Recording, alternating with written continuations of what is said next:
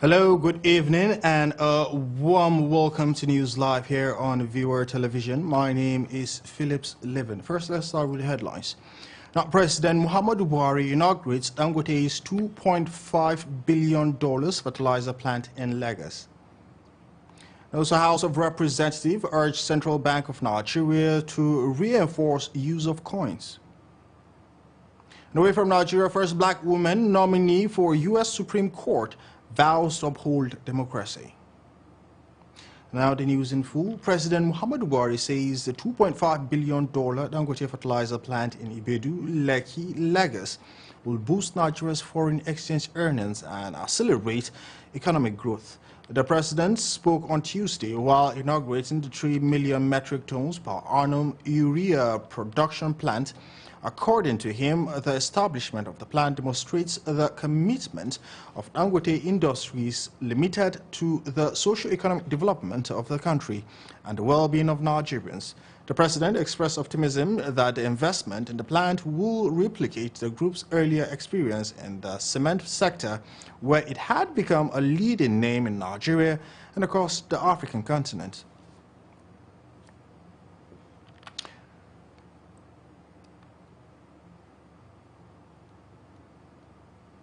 And on COVID-19, the Presidential Steering Committee, PSC, on COVID-19 has lifted pre-travel testing requirements for COVID-19 vaccinated Nigerians and visitors. The Secretary to the Government of the Federation and Chairman PSC on COVID-19, Boss Mustafa in Abuja, said the revised international travel protocols will take effect from April 4th, 2022.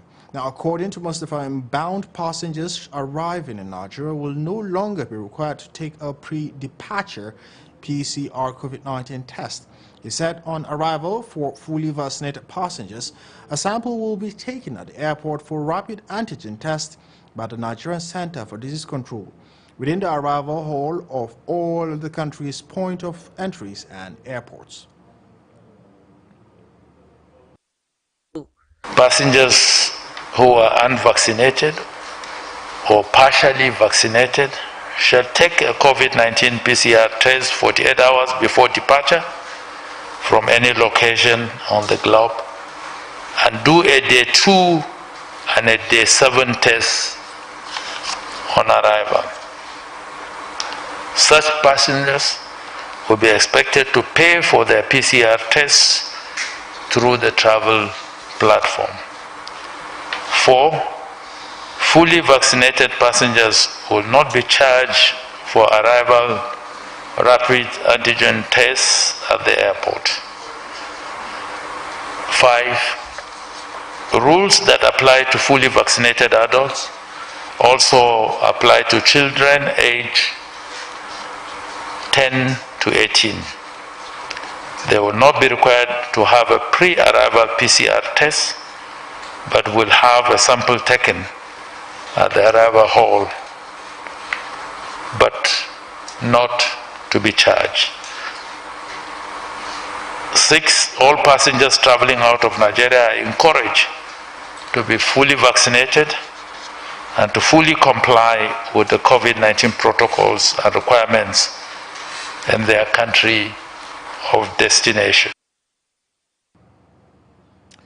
The Nigerian Senate is to debate the ruling of an Abia State High Court ordering the deletion of Section 84, subsection 12 of the Electoral Act, over which the Senate had taken a decision recently. The upcoming debate is equal to a point of order raised by Senator Thompson Sekibo, representing River East Senatorial District, on the said matter. Here's the report. Senator Sekibo, who came under Orders 10 and 11 of the Senate Standing Rule, urged the Parliament to treat the matter with a sense of urgency and debate it immediately. The contested Section 84, subsection 12 of the Electoral Act reads that no political appointee at any level shall be a voting delegate or be voted for at the convention or congress of any political party for the purpose of any nomination of candidates for election. Because of a judgment that was delivered in Abia State, I think just last week, that's why I'm coming with this order. I don't have anything against the judge, but Mr. President, the difference what the man is relying on in his judgment is not the interpretation of the Constitution. The Constitution defines for us who is a civil servant and who is a public servant. It does not include political appointees. It does not. More so, Section 4 gives us the power to make good laws. And in our mind and our mindset, any law we are making here is a good law. This Senate, here and now, look into the issue concerning the ouster, the attempt by the court in Abia State to oust some sections of the bill we just passed into law concerning the issues surrounding the public servants in politics and who want to run elections and all issues thereto. I second it and ask that this Senate discuss it here and now. Thank you so much. However, the Deputy Senate President, Senator Ovi Omo Agege, who presided over Tuesday's plenary, suggested the lawmakers delay the debate until Wednesday's legislative session. This is to accommodate the Senate President, Ahmed Lawa, and other lawmakers who were absent to participate in the debate. Listening to the various contributions, Omo Agege resolved to suspend the debate until Wednesday's plenary. The reason I took this decision is because I want a fuller house.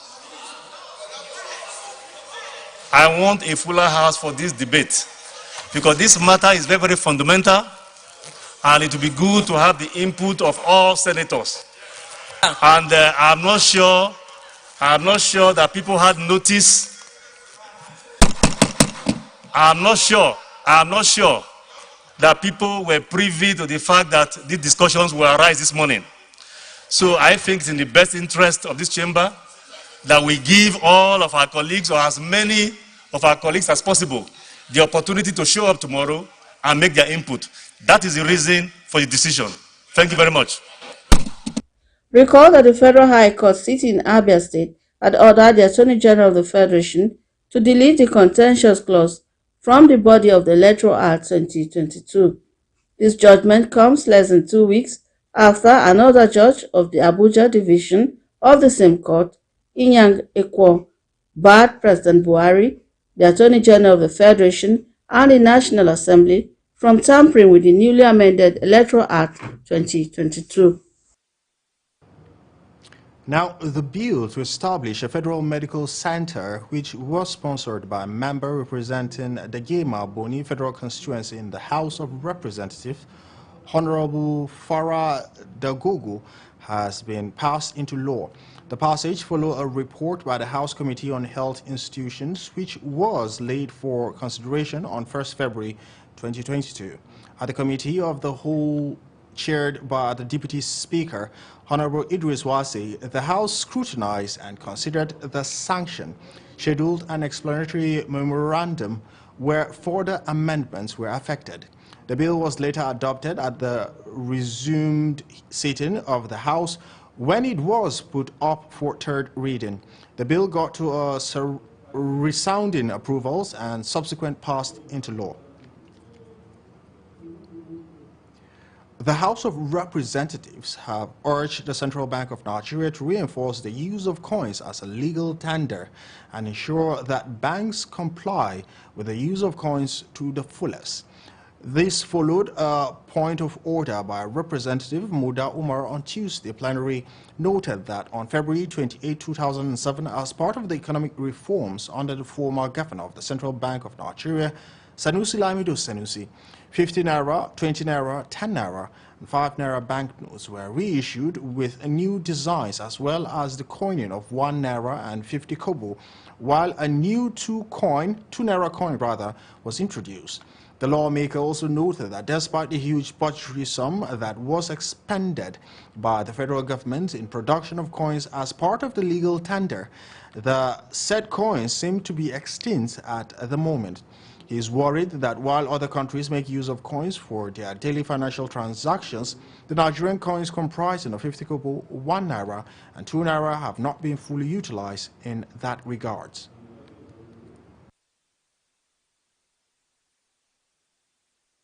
The business transaction of ordinary Nigerians have been significantly affected as the lack of coins and other legal denominations have resulted in prices being summed up to the nearest naira equivalent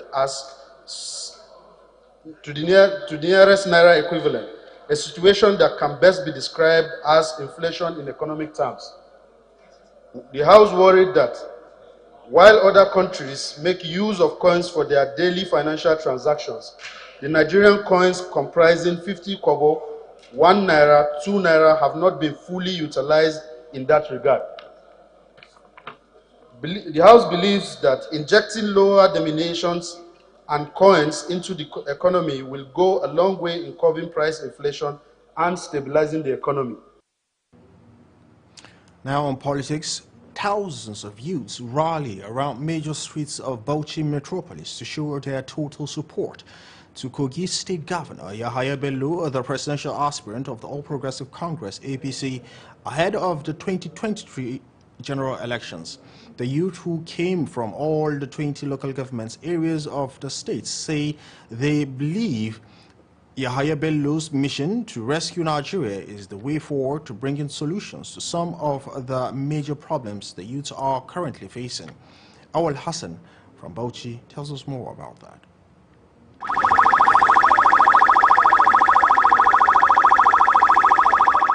Vehicular movement held off for several hours in Bauchi on Saturday, when thousands of youth stormed the major streets, rallying support for the presidential aspiration of Kogi State Governor Yahaya Bello. The time I went to the Kogi, I have seen many development and achievement he brings. So that is why if he come to the president of Nigeria, I know that he will bring more opportunities like employment to the citizens and development. That is why I see that me, I'm from Bauchi, I'm supporting him, and also I will bring all my capacity and ability in order to vote him to be the president of Nigeria. Abin da ya ban sha'awa saboda na ga matashi ne na matasa kuma mun fito kwanmu da kwarkwatan mu mun kuma fara da bismillahir rahmanir rahim. These youths express their readiness to support Yahaya Bello because they believe he has all the capacity to lead Nigeria. He will bring solution to some of many problems that we have in Nigeria. For example, I'm a student. He will bring solution for the ASU strike. Abin da yasa muke bukatan canji, muna son matasanmu wannan shaye-shaye da sara suka da fada-fadan da suke yin nan duk su daina shi. Insha Allah idan ya hau muna tunanin Najeriya za ta zama kamar kasashen Turai da suka samu ci gaba, ba wahala, ba talauci, ba kuncin rayuwa, gaskiya har ga Allah. They say there is no going back. Me, I'm in Bauchi State. I'm supporting him 100%, and even my friends. Anyway, if I find myself, I used to advertise him because he is a good person and he have a good vision. Kowa na da hankali, kuma kowa ya san abin da ya faru a baya, abin da ya kamata mu dauki damara, abin da za mu gani na ci gaban mu na gaba. Kuma kaga wannan bawan Allah matashi shi dai taimaka mana kuma shi dai rufa mana asiri kuma Allah zai rufa mana asiri. The Chief of Staff to the Kogi State Governor Abdul Karim Asuku, who led other invited government officials to the rally, assured the youths that his principal will surely heed their calls and address them very soon. Awal Hassan, Viewer TV News, Bauchi. Remember, you're watching News Live. Now, the Plateau State House of Assembly has declared the seat of the immediate past Speaker of the House, Honorable Abok Ayuba, vacant. We have details of these and more after this short break.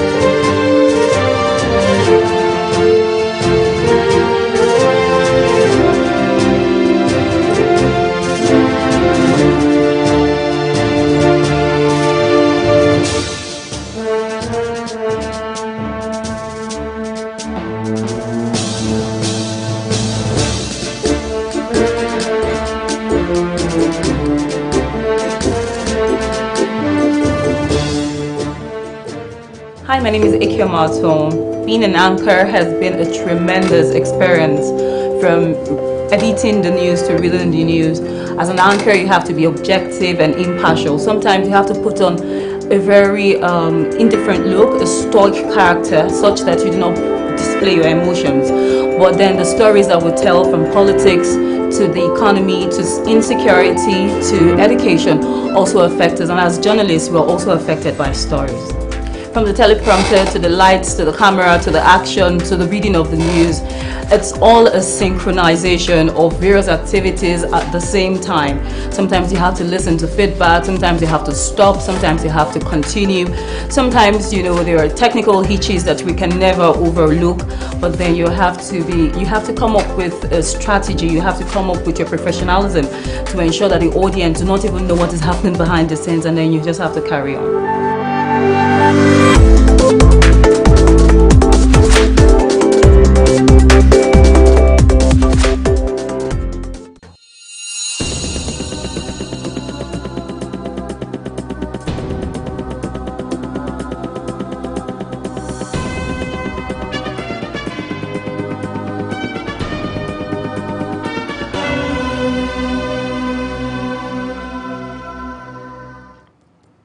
Well, welcome back. This is News Live here on Viewer Television. Before we move forward, here is our top stories. Now, President Muhammadu Buhari inaugurates Dangote's $2.5 billion fertilizer plant in Lagos. And also, House of Representatives urged the Central Bank of Nigeria to reinforce use of coins. Norway for Nigeria, first black woman nominee for U.S. Supreme Court vows to uphold democracy. Now, moving forward, the Plateau State House of Assembly has declared the seat of the immediate past Speaker of the House, Honorable Abok Ayuba, vacant following his defection to the main opposition People's Democratic Party.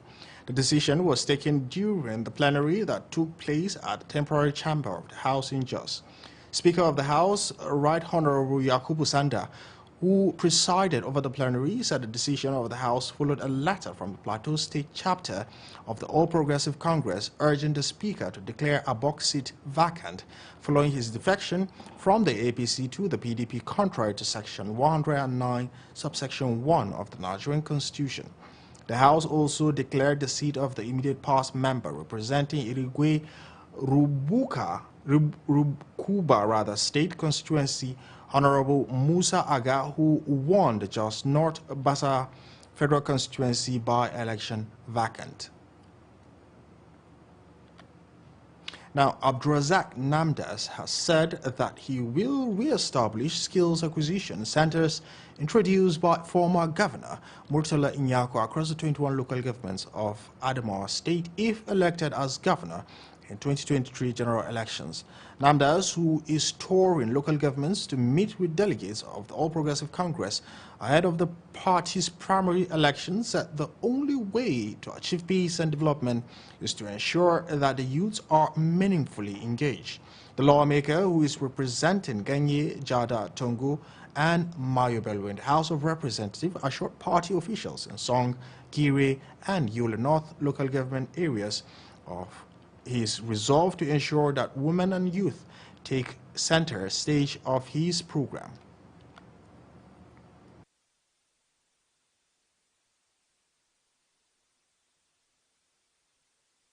Very receptive.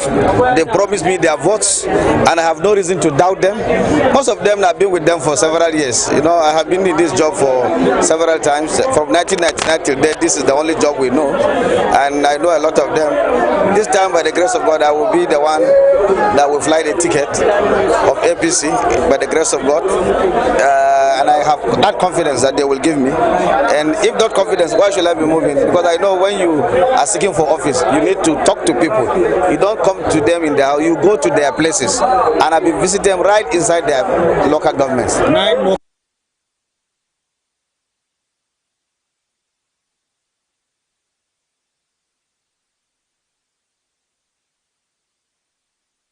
Namdas and his team have so far visited 9 out of 21 local governments of the state in continuation of his meeting and consultation with delegates and party officials. Still on politics, member representing Kankia constituency in Plateau State House of Assembly and Chairman House Committee on Finance and the Deputy Majority Leader of the House, Barrister Walok Goma, has empowered 500 people, cutting across women and youths with sewing, water, pumping machines, grinding machines and cash donations. Nasiru Saidu was at Kankia Local Government Secretariat and now files the report.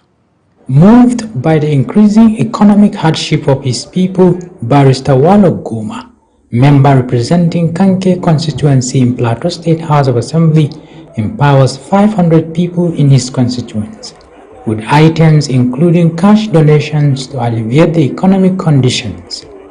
Stakeholders in politics, traditional rulers commended Barrister Walok for his selfless leadership style. Honorable Philip Walok Goma is a vibrant member of the 9th Assembly, and he is somebody who, from 2019 to today, has done remarkably very well on the floor of the House. He has a lot of private member bills in his honor.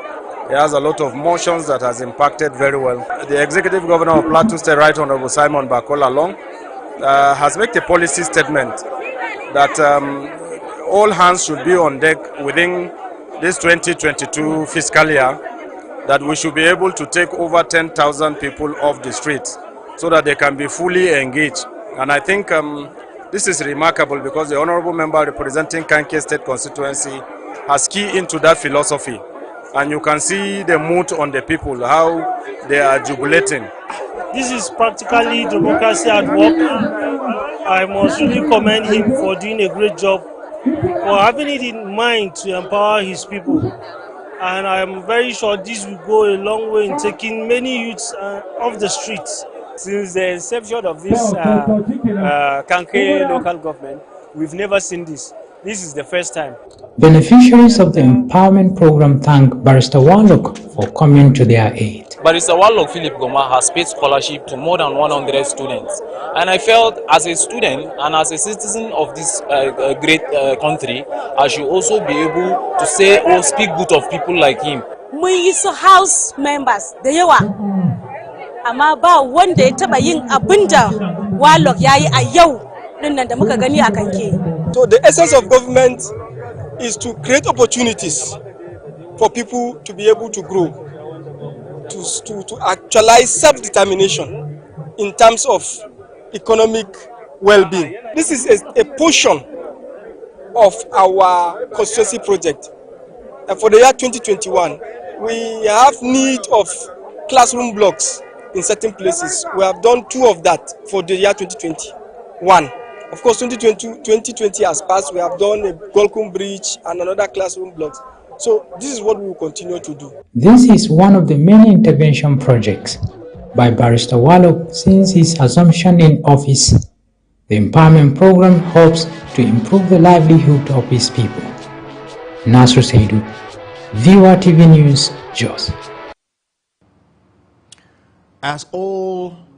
As the All Progressive Congress, APC, set to conduct its national convention slated for 26 March, Coalition of All Progressive Congress APC Northeast Youth Vanguard enforces the candidature of Honorable Rinshola Abiola as the party national youth leader.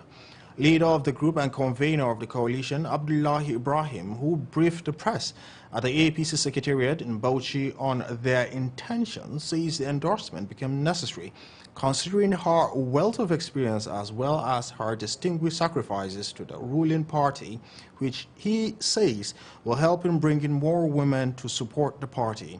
Our Bauchi State correspondent, Awal Hassan, tells us more on that. At the moment when the All Progressive Congress APC National Convention is fast approaching, many party members, especially the youth, are optimistic about supporting people whom they believe are capable of giving good leadership that will restore the glory of the party. In Bauchi State, however, Coalition of APC Northeast Youth Vanguard registered their support to daughter of late MKO Abiola, Honorable Rinsola Abiola, as the party national youth leader. As you all are aware, Honorable Rinsola Abiola, she was a former SSA on youth to the former Speaker of the House of Representatives. She's a grassroots politician one of the youth who have promoted the values and norms of the All Progressive Congress in Nigeria. She has represented the youth of this country at various functions, both in Nigeria and diaspora. She is capable to lead the position of the national youth leader of our great party, bringing a wealth of experience. The youth believe that her vast knowledge and wealth of experience in politics will help for the growth and development of the party, especially in the area of bringing more women on board.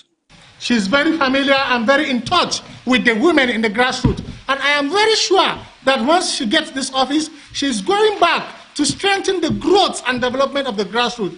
She will bring women together. She will mobilize women together. She will also create an conducive environment where women too can come into politics to contribute their own quota to national development. The coalition urged party stakeholders to give all the necessary support and cooperation for the woman to emerge as a national youth leader. Awal Hassan, Viewer TV News, Bauchi. Ahead of the 2023 general elections, former Senate President Bukola Saraki meets two governors of Bauchi, Bala Muhammad, and that of Sokoto, Aminu Tambuwal, to see the possibility of reaching a consensus for the People's Democratic Party to produce one presidential aspirant amongst them. Briefing journalists after the consultative meeting in Bauchi, Bukola Saraki unravels strategies by the party. Our correspondent, Awal Hassan, completes the story. Three presidential aspirants, former Senate President Bukola Saraki, Bauchi State Governor Bala Muhammad and his Sokoto State counterpart Aminu Tambuwal had this consultative meeting to map out strategies towards ensuring that PDP wins the 2023 presidency in Bauchi State. Briefing pressmen after the meeting, Dr. Bukola Saraki says they had agreed to reach a consensus among them to produce one presidential candidate that will rescue Nigeria from imminent collapse under the ruling All Progressive Congress APC.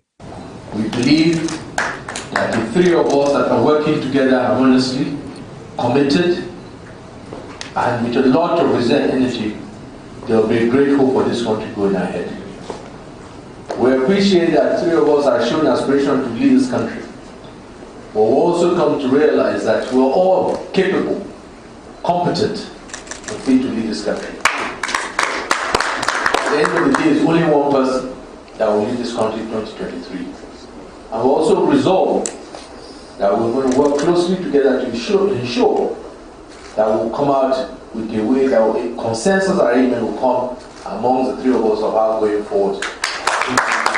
Saraki says their major concern is the unity and progress of Nigeria, hence the need to collaborate and rescue the people and restore the hopes of the party. For 2023 ahead of us, trying to rescue this country, the unity of the country, the stability of the country, and the growth of the country is more important than individual ambitions. Former Vice President Atiku Abubakar was not part of this meeting, although he is a critical stakeholder in the party and most of the PDP aspirants come from the northern part of the country. We cannot speak on behalf of anybody who is not here, but we've agreed to go and share our thoughts with our elder brother, the Waziri, to let him know, and I'm sure, I'm hopeful, that can also be when we speak to him and share our thoughts, then we'll be able to comment on that area. The meeting has in attendance former Deputy Governor of Zamfara State, Mahdi Aliyu, and his Bauchi State counterpart, Senator Baba Taylor, among other party stakeholders. Awal Hassan, Viewer TV News, Bauchi. The chairman for Bukola Saraki for President Advocacy Team, Professor Yowuse Hager, attributes current hardship Nigerians are going through to the failure of the All Progressive Congress government under the leadership of President Muhammadu Buhari. Professor Yowuse, who stated this while speaking to journalists after meeting with the leadership of People's Democratic Party in Bauchi, says the present government has inflicted hardship on Nigerians for 7 years. Awal Hassan was there and now tells us more. The Bukola Saraki for President Advocacy Team, led by Professor Haga, was at Bauchi State People's Democratic Party PDP Secretariat to meet with party leadership for contact. However, shortly after the meeting, leader of the team briefs the press where he challenges the current administration of APC under President Muhammadu Buhari. APC has ruined Nigeria. Nobody is happy today. And the worst thing about the matter is that when the citizens are not happy and they want to complain, the APC government then blames them and blames the victim and tells the victim that you are the ones trying to create trouble. He says for 7 years now since 2015, APC has been making promises to Nigerians, but without a corresponding action. Nigeria is in chaos. The PDP that is to take over cannot take over in confusion. The PDP is reading the mood of the nation, and the mood of the nation is Nigerians do not want a southern president or a northern president. Nigeria wants a competent president, somebody who will unite us, somebody who will improve the economy, somebody who will protect us from being killed in our homes. According to him, the time has come for Nigerians to elect a leader who will unite and wipe away their tears and make Nigeria a great nation. Awol Hassan, Viewer TV News, Bauchi.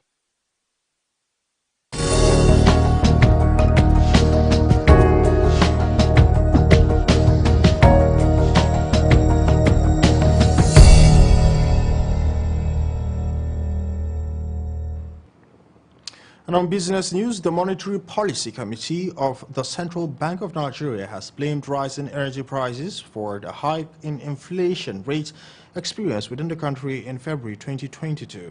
In a communique released after the MPC meeting, the central bank body expressed concern towards the rise in inflation, which has increased cost of living for Nigerians. Commenting on the inflation environment in Nigeria, the MPC stated that scarcity of premium motor spirit and rise in the cost of automotive gas oil are a factor fueling inflation rise. The group also mentioned hike in electricity tariff as another reason in a bid to tame the uptrend of inflation rate. The CBN has intervened financially in various sectors of the economy. Meanwhile, the Central Bank of Nigeria says it has disbursed over 1.3 trillion naira to support the provision of power supply to Nigerians in the last 5 years. The CBN Governor, Godwin Emefiele, made the remark at a news conference following a meeting of the bankers community in Abuja. Emefiele further said that the bank had disbursed 11.11 billion naira to power sector players under the Nigerian Bulk Electronic Trading Payment Assurance Facility, bringing the cumulative disbursement under this facility to 1.28 trillion naira. The CBN governor, however, pledged the Apex Bank's commitment to continue to support distribution companies to provide stable power supply to Nigerians. He said that the Apex Bank will be engaging with the Power Minister and NERC to see what could be done to support them. Brent crude oil, the global oil benchmark, has appreciated in price, moving up by 7.3% or $7.88 to $115 per barrel at 7:54 p.m. Nigerian time, as European Union nations consider joining the United States in a Russian oil embargo. Industry figures showed that the commodity has been gaining in price since about a week as more nations impose sanctions on Russia over its war in Ukraine. The rise in crude oil prices also came after a weak attack on Saudi Arabian oil facilities. However, despite the rise in crude oil price, Nigeria has not been able to fully take advantage of development as the country has been missing its oil production quota approved for the nation by OPEC. The Nigerian National Petroleum Company Limited recently vowed to ensure that oil production in Nigeria was ramped up so as to enable the country to take advantage of the rising prices of crude oil. The Nigerian Central Bank has stated that its development finance intervention will continue to assist the economy's growth despite warnings by international financial institutions for it to slow down. The governor of the Central Bank of Nigeria, Godwin Emefiele, said these while reading the communique after the inaugural Monetary Policy Committee meeting in Abuja. Emefiele was responding to International Monetary Fund's recent article for a report in which the IMF encouraged the central bank to reduce its credit intervention programs because they are likely to generate market distortions in the long run. He argued that IMF will agree that the over 300 billion naira disbursed to over 1 million homes help to catalyze consumption expenditure that has helped Nigeria to return positive in GDP, even though GDP is still fragile.